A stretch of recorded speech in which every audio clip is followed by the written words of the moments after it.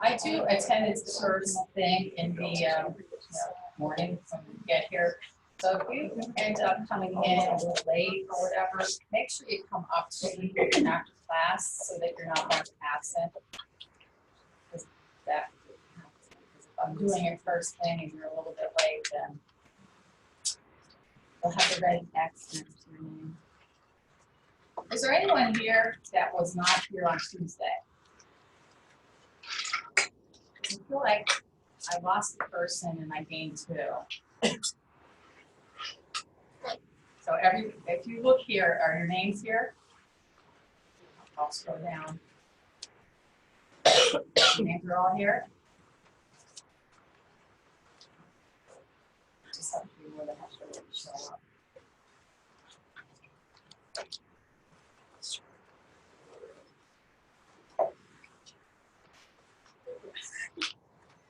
Any questions about the syllabus or things that we went over on Tuesday? I talked to some of you after class, and depending on what sections of Nursing 125 you were in and what if you took it at a different time, etc.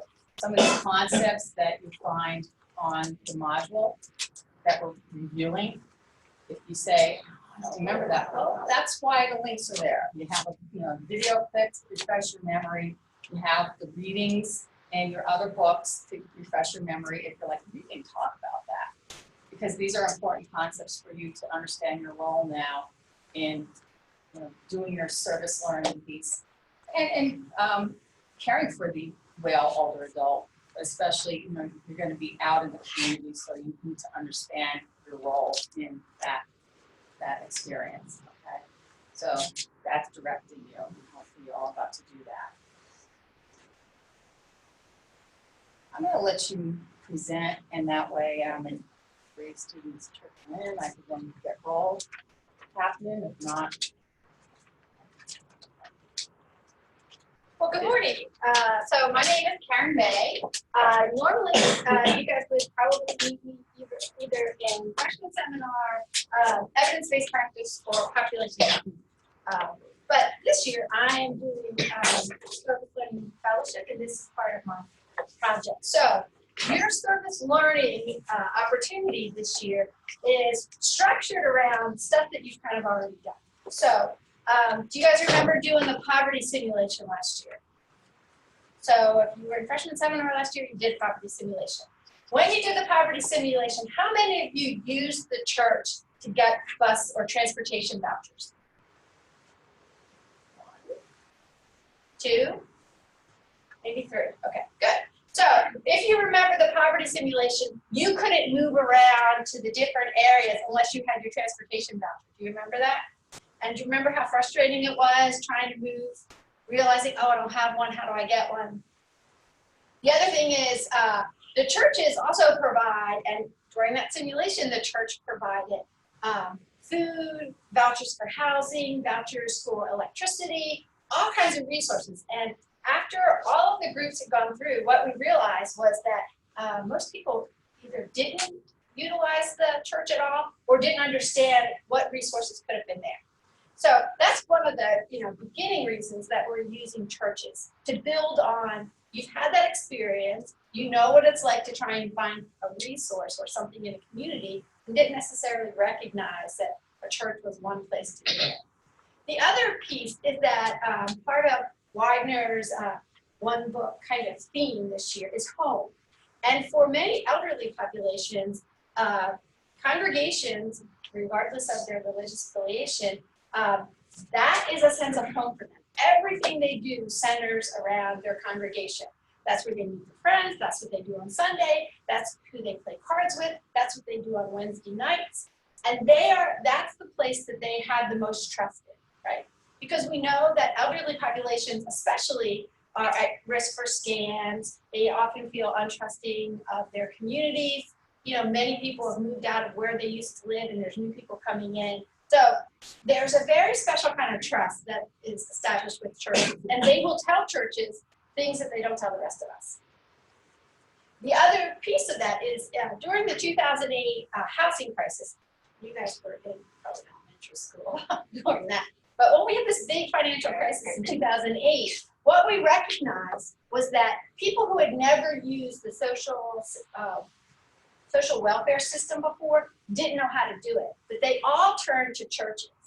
And churches were quickly being depleted of resources. So then they would come to the Department of Health and Human Services to get additional things. Because again, if you don't know how to use the health department or the Department of Health and Human Services, or how to get Medicare or Medicaid or food stamps, you don't know how to do that, the first place you're going to turn is to a church. So that's why your focus in terms of our service learning and looking at a resource is looking at churches. So what you're going to be doing is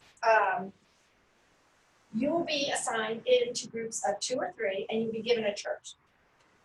Now, one of the things is in the city of Chester, there were 88 congregations identified. We could not find, I could not find any temples. So there's Jewish congregations are not represented because they didn't have it. Also, Buddhist congregations are not represented because they couldn't be found. But all kinds of different Protestant religions. We have 4 mosques. We have Latter-day Saints. What are Latter-day Saints? Do you guys know? Oh, so, yes, right, Mormons, right? People tend to think of Mormons only living in Utah, but in fact, they live throughout the United States, and we actually have a Mormon temple in Chester. We have Seventh-day Adventists. Do you guys know about Seventh-day Adventists? Okay, so Seventh-day Adventists, that's, again, a part of a Christian congregation, but they many times celebrate the Sabbath on Saturday, and they have, again, a whole different bunch of tenets in terms of what they believe. So what the belief system is doesn't really matter. What matters is how people utilize that congregation in the community. The other really important piece to keep in mind is that your personal religious beliefs, whether you have them or not, have no bearing on this at all. So if you're an atheist, agnostic, you're Jewish or Muslim or Christian, doesn't matter because it's not about you. As a nurse, your personal value system doesn't play into what's going on with the patient. What goes on with the patient is your job is to talk with them. What do they value? What do they think is important? What is going to help them to heal better? What helps them stay connected? So the argument, well, I don't have faith. Why do I have to do this? Because it's not about you. And that's many times where the confusion comes up with nurses. Your personal, value system is not what's the center of this. The center of this is asking the client, what is your personal value system? Is there a religious tradition that I can connect you with?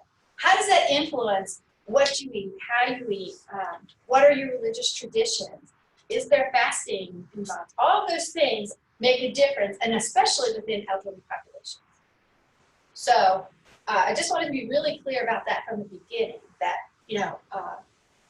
it's not about you, it's about the congregation.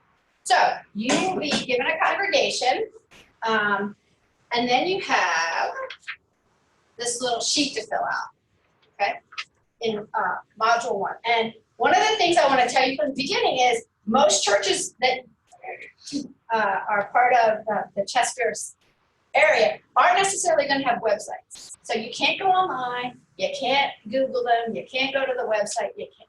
I tried.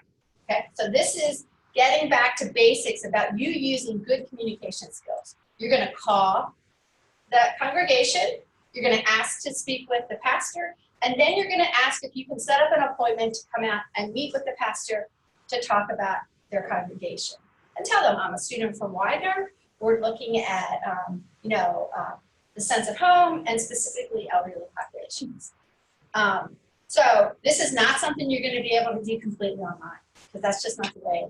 Unless you have, a lot of resources at your church, there aren't people necessarily to set up a website or to, man the emails or any of that. They may have them, but most of them probably won't. And then also remember is that you might have to leave a message on an answering machine. Another thing that, generally people in your generation don't do a lot of, right? these folks are not going to be texted. It's not going to happen. So you're going to have to leave a message. You're going to have to keep following up with them. It may take 3 phone calls before you get hold of them, somebody, either the secretary or the congregational leader themselves. And also, just keep in mind, you got to stay on it. The other thing is that many pastors have off Friday and Saturday because they work Sunday, right? Most of them. Again, depending on congregation, you're working Sunday to Thursday. Sometimes if it's a mosque, they have Friday night services. So again, everybody's day off is a little bit different. So when you call and you don't get an answer, don't necessarily assume the worst. It's just hard to figure out specifically when their office is open. And again, it's usually generally in the morning. If you try and call late afternoon, maybe they don't have staff to cover the phones then. So just those general kinds of questions. Questions that you may have now that I've kind of thrown this out to you. If you get to a congregation and all of a sudden you say, well, this congregation doesn't exist anymore, or I've called all these times, then what you do is you come back and we talk about it because it's a process, right? So we have a list that we think are 88 active congregations. And we've reached out to them, but that doesn't mean that there can't be, flaws in the system, and that's okay. Everyone is going to have something to do eventually. So here in Module 1, what you notice is that, you're going to be in groups. These links are resources, okay? So you're not going to go to WebMD, and you're not going to Google things about how to interact with elderly populations. These websites specifically do nothing but work with elderly populations. So, the Robert Wood Johnson Foundation. Excellent resource. The reason I put this in here is I want each of you to put your zip codes in here and figure out, and what you're going to learn is that zip code can predict what your life expectancy is going to be. And the zip code right next to yours may have a 10-year difference in life expectancy. So that's part of it. What I want you to do is, with that, is you're going to put your zip code in, where you grew up, and find out what the life expectancy is. Then you're going to put in the zip code of your congregation and find out what the life expectancy is. Because that's one of the big things that we're finding in healthcare right now is location matters. And location may matter because of environmental issues, air quality, but it may also make a difference in terms of what you have access to.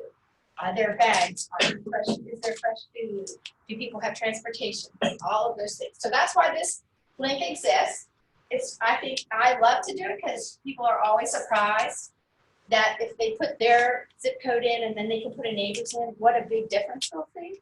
Once you get to talk with the minister or the congregational leader, you can also start to do that with some of the elderly clients that you meet, trying to get a sense of, you'll see these great disparities. You hear about it, but when you actually see the data, it really kind of surprises you. So that's why this is here. And anything in the Robert Wood Johnson Foundation, they have a specialty unit that does nothing but geriatric care, is safe and reliable. So again, don't be Googling stuff. That can be a nightmare. Then,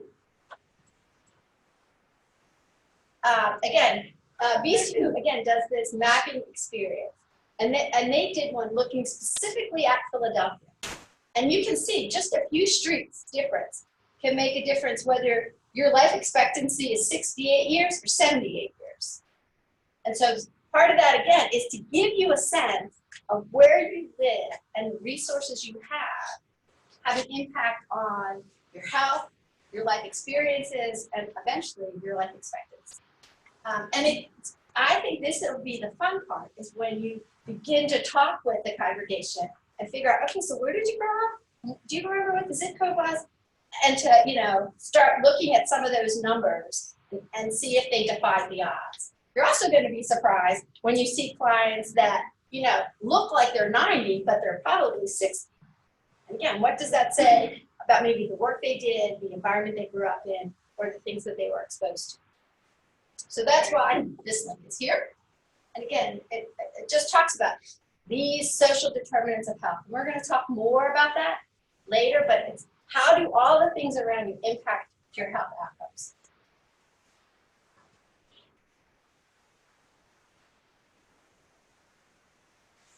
And then finally, again, this is the John Hartford Foundation. The Hartford Foundation has a huge thing, all devoted to improving the care of older adults. So if you're looking for any information, age-friendly health systems, the other big piece that we're gonna talk about is family caregiving, because what you're gonna find in some of these congregations is that 70-year-old congregants are taking care of their 90-year-old moms. And you're saying to yourself, how is that little 70-year-old lady lifting up that 90-year-old woman and taking? And you're going to begin to see the complexity of what happens as people age, and especially in small communities when they don't necessarily have a lot of support and resources. So this is to let you know that this is a great website, and one that we will go back to eventually. Other kinds of questions you might have at this point. So, questions? Look, it's okay to be open. I have a question. Sure. On my list of all these churches, I don't see contact numbers, so they have to find that contact number as well, either online or in the yellow pages or white pages or Right, so whatever online, you will find the yellow page ad, but you're right, you might not find a website. But that's what you guys are good at. You're good at utilizing resources. You're going to be learning to be detectives. And you're going to begin to see how hard it is. If you're the nurse working in a community and I have to go find a client and I don't have enough information, or, how do I know where to send them to get their medications? If they tell me they can't get fresh fruits and vegetables, where's the closest grocery store? Why can't they do that? These are so many of the problems that we face. I've done a lot of work in home care, and you have to be a good problem solver. And so part of this exercise is to make you aware of community resources, but also to help you start to become a good problem solver. Okay, I hit a brick wall. Come back. What are we going to look at next? So again, every place that we're sending you is safe. The other thing is the issue of transportation. So as long as a church is, and actually most destinations, as long as it's in Chester City, the security will take you to it. So no one, you call security and say, I need you to take me to this church. They'll do it. But you have to give them 24 hours notice. So issues of transportation in terms of getting to the church and meeting with the congregation and meeting with the leader, transportation is not an issue because security will provide it. You just got to give them 24 hours notice. This is a group project, so you have to work together. So you'll be groups of 2 or 3. If some of the congregations fall through or they're overwhelmed and don't want to talk to us now that the time is here, then we may have to consolidate some groups, but that's okay. So once you get to know the congregation, right, you're going to fill out this form. This is module 1. Module 2 looks at biases. And so what you're going to do is we're going to do reflection questions in that. People do have biases, and it's really interesting against the elderly. In the New York Times 2 weeks ago, they had an article that talked about, is it true that old people smell? You're allowed to laugh at that. You're supposed to, because I'm just so young. So, and don't tell me y'all haven't thought that at some point in your, oh yeah, it's that old people smell. The fact of the matter is, there are certain alcohols, ethyl alcohols that are broken down that are detectable in some elderly people. And so when they say, oh, they've got that old people stuff. They're actually in Japan, they do all this incredible research on it. So there may be a smell, but, and it's not because they're rotting from the inside out or slowly dying, which is what most think, but rather it has to do with your skin and other kinds of things. But again, that is an implicit bias, right? You see an older person, you maybe smell something, oh yeah, that's the old people smell, or that's the whatever smell. So in module 2, we're really looking at what, you might have some internal biases about working with the elderly. Some people get really frustrated when working with the elderly because they think they move too slow or they don't do this or that. But you will be amazed at the life experiences of the people that you're going to meet. So module 2 is all about looking at your internal biases, and that's why you're going to the implicit. Yes, I put it in the syllabus, so that's why it's. So you're going to do these little self-reflection, little self-tests on your implicit bias. We all have them. The most important thing, though, however, is to recognize. That's right. Maybe I am a little biased about, what people wear or where they live or how they look, and that's again to help raise your awareness about whether or not you have some implicit bias, and people do sometimes about the elderly. The other thing is this is a site that talks about the diversity in elder populations. Because if you guys have been to long-term care facilities, your general belief is what kind of people generally live in long-term care facilities? Men or women? Which one? Women. And what color are they?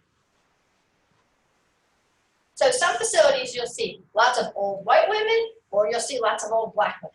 It all depends on which. You're probably not necessarily going to see a lot of Hispanic women or men. You may not see Asian women or men. You may not see other ethnicity.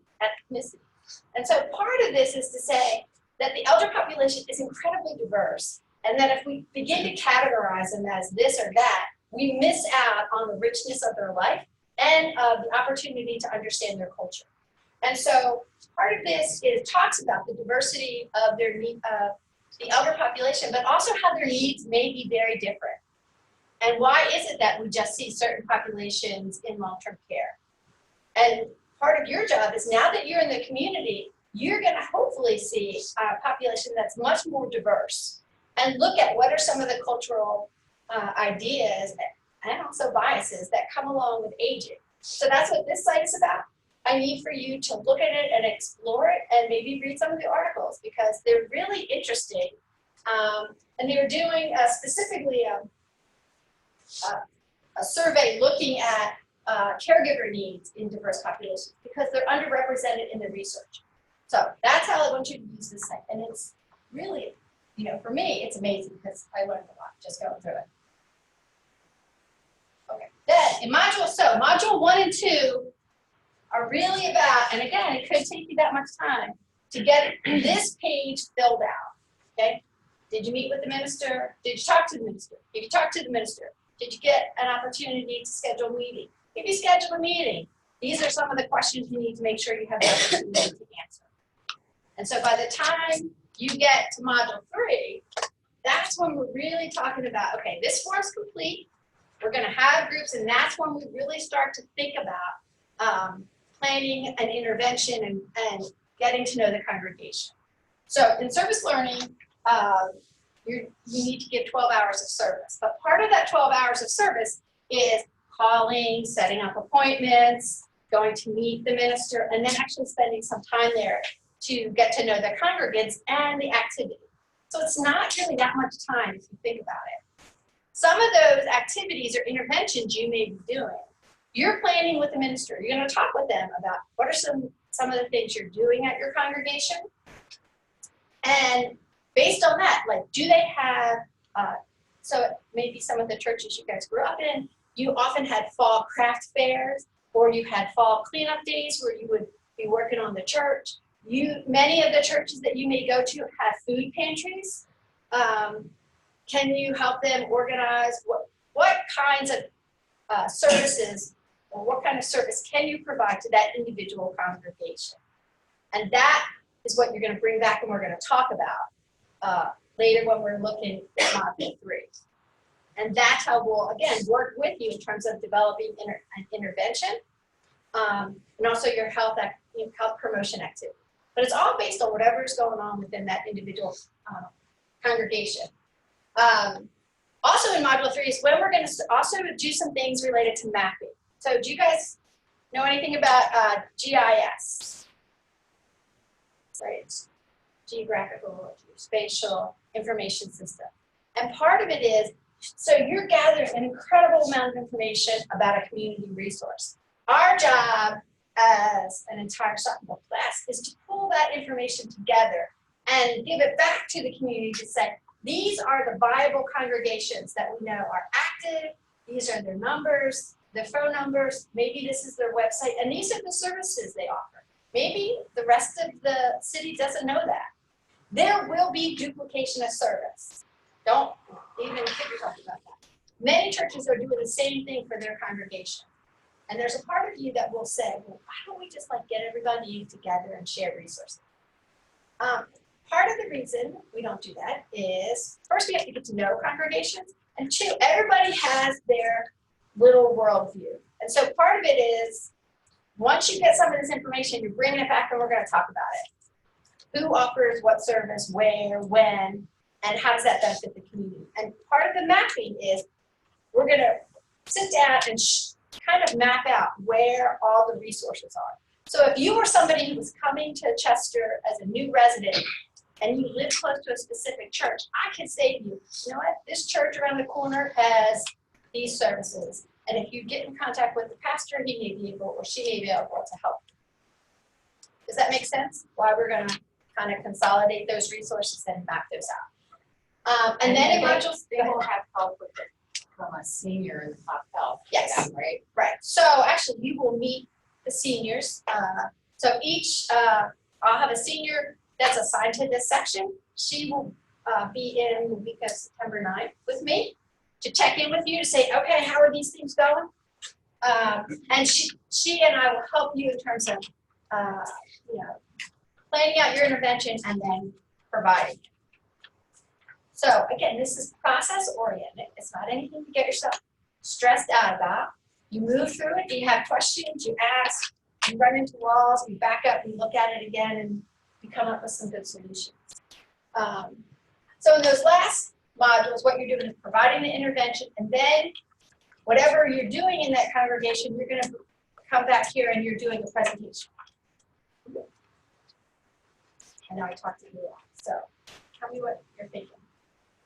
So a lot of these links here are for their information, for you to get prepared, that you have the competencies to do what you're doing, but they're not necessarily assignments for them writing stuff and handing it in, correct? That is correct. And again, my concern is that I didn't necessarily want you to go out and Google things that may not give you the information you need. Everything you need to know in terms of resources, we've got kind of on these pages.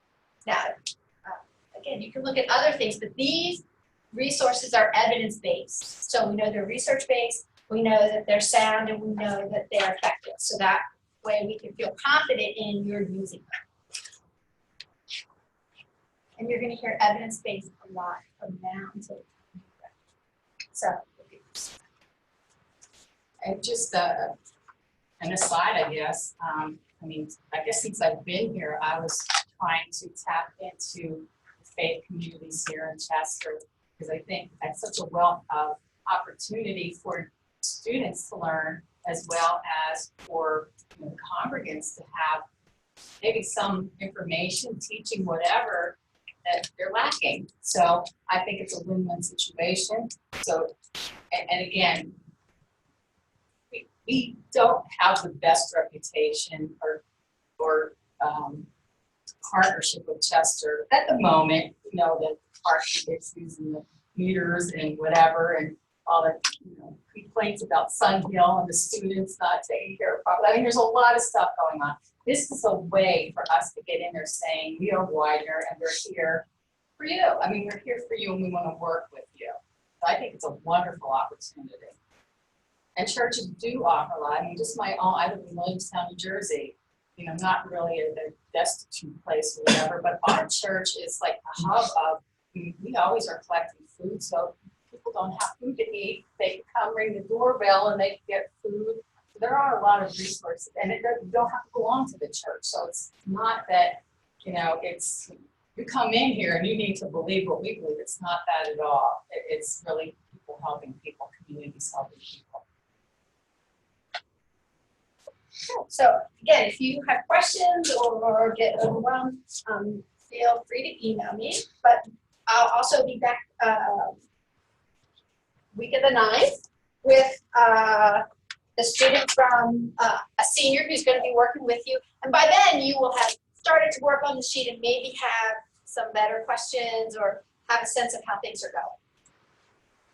Awesome, thank you. Thank you.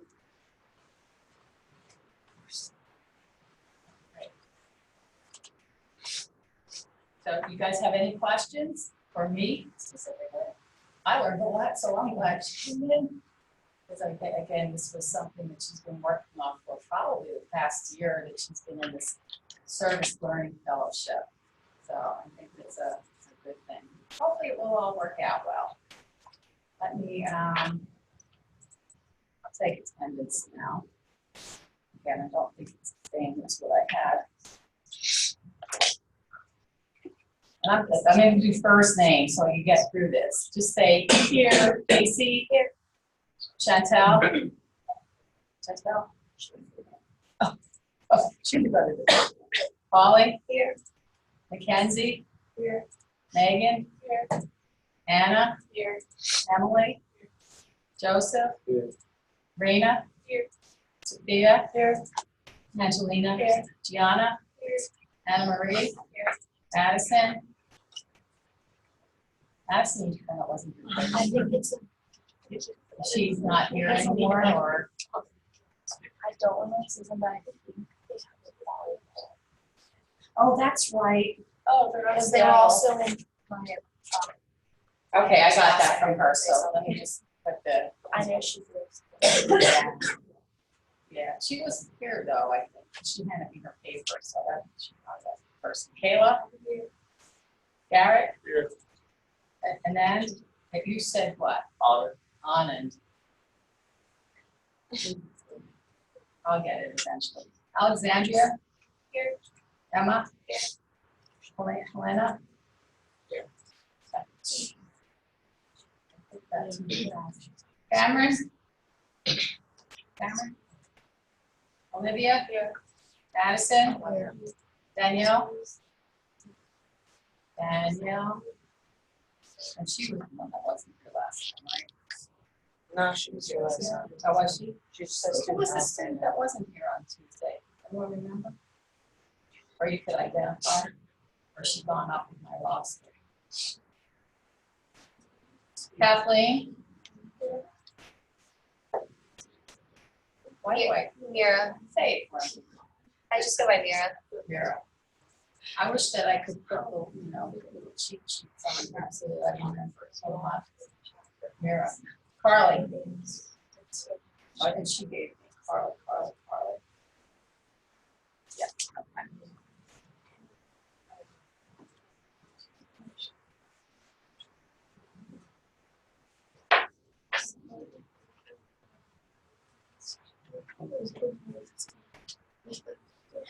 So,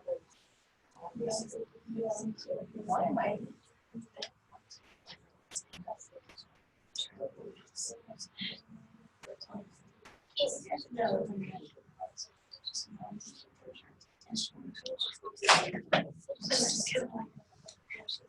Someone is missing.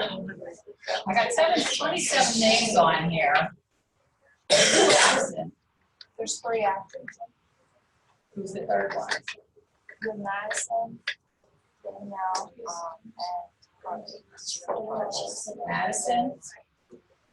Who else? Danielle. And Carly.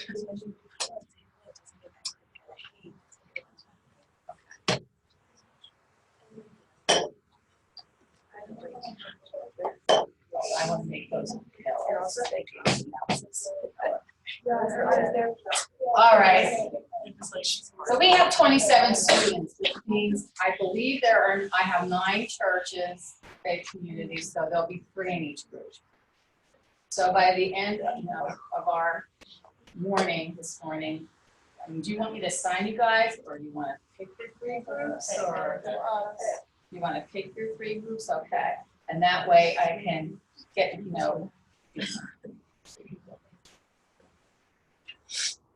guess we should write it down. Some of you have paper and pencils, right? Not just your. After we get in our groups, how do we get assigned church? I have them here, so I will let you know what they are. Okay, So next week we will not have class and we should be encouraged to be doing this project. yeah, you have to, I mean, that's your given time to do that. And then- And actually, if you guys need a place to get together, this room is open. Okay, this room is open, you can do what you need to do, I'm here. I mean, I don't necessarily have to be here, but I'm in my office, so you can grab me, okay? If you have any questions, et cetera. But again, not all, some of you may go to the library to do this, whatever the case may be, okay? So remember, you have this aspect to do, and I am going to, now that I know how she has this vision of setting this up, I'm going to put it in the module. So I'm gonna upload the form that you need to complete, that, like it says, you need to do an assignment, you don't. I mean, those web links are just for your information, so that you've got the, background of, what it is that you're doing and what you're looking at, okay? Does that sound good? All right. Yes, stuff.